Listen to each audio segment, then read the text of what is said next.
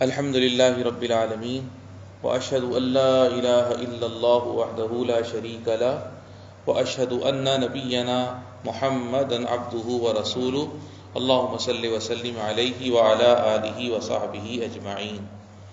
آج ہمارے درس کا موضوع ہے رمضان میں قنوت۔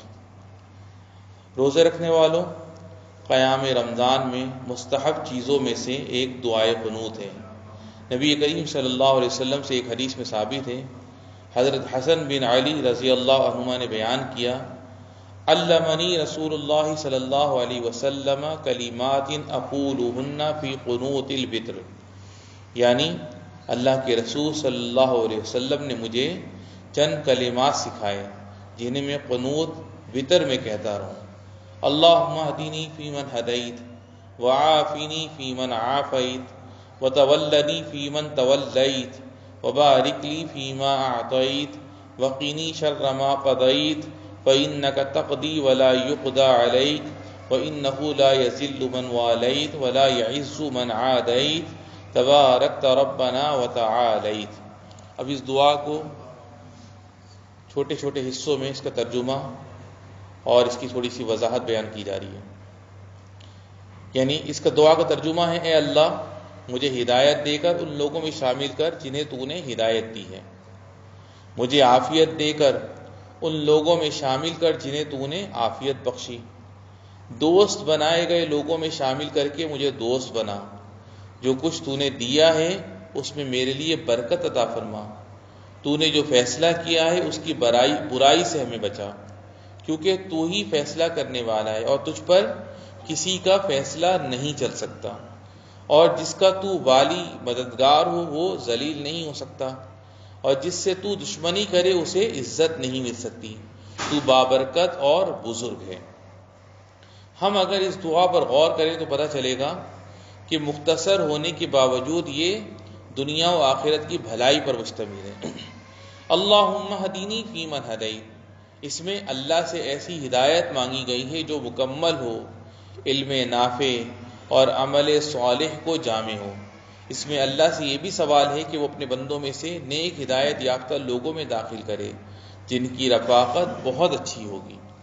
وعافنی فیمن عافیت میں اللہ سے مطلق عافیت مانگی گئی ہے، چاہے وہ کفر سے ہو یا نافرمانی سے ہو، یا گمراہ کرنے والے فتنوں اور منحرف شہوتوں سے ہو، یا جسمانی تکلیفوں، پریشانیوں اور بیماریوں سے ہو، یہی عافیت کی حقیقت ہے۔ وتولنی فیمن تولیت میں التولی کے معنی توفیق، اعانت، مدد، درستگی اور برائیوں سے بچاؤ ہے۔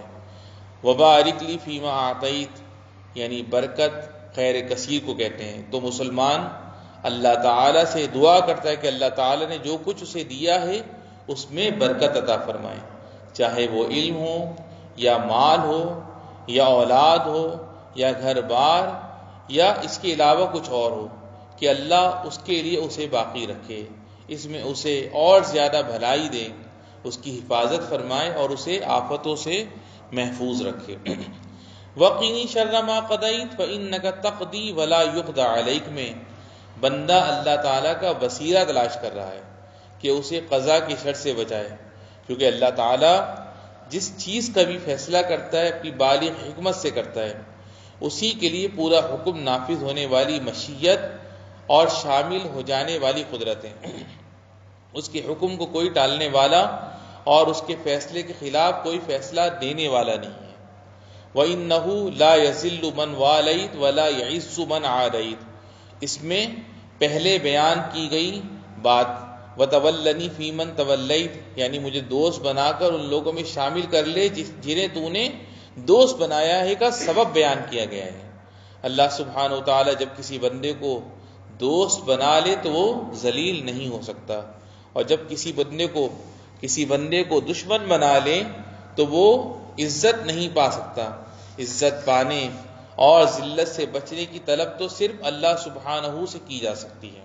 تبارکت ربنا یعنی اے اللہ تو عظیم ہے، کامل عظمت، پوری بڑائی اور مطلق کبریائی تیرے ہی لیے ہے، تیرے اوصاف عظیم ہیں، تیری بھلائیاں بہت زیادہ اور تیرے احسان بہت عام ہیں، ہم تیری ہی پاکی بیان کرتے ہیں۔ وتعالیت یعنی مطلق بلندی تیرے ہی لیے ہے، ذات کے اعتبار سے بھی، قدر و مرتبے کے اعتبار سے بھی، اور قوت و غلبے کے اعتبار سے بھی تو بلند ہے۔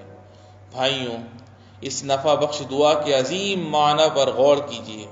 آپ کو معلوم ہوگا کہ یہ دعا اللہ جل وعلا کی عظمت و کبریائی کے انواع کو شامل ہے، اور دنیا و آخرت کی بھلائیوں کے اقسام کو بھی گھیرے ہوئے ہے، جن کی مسلمان کو ضرورت ہے اور وہ اس کی امید لگاتا ہے۔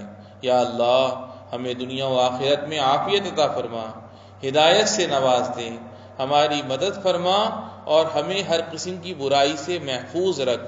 واخر دعوانا ان الحمد للہ رب العالمین۔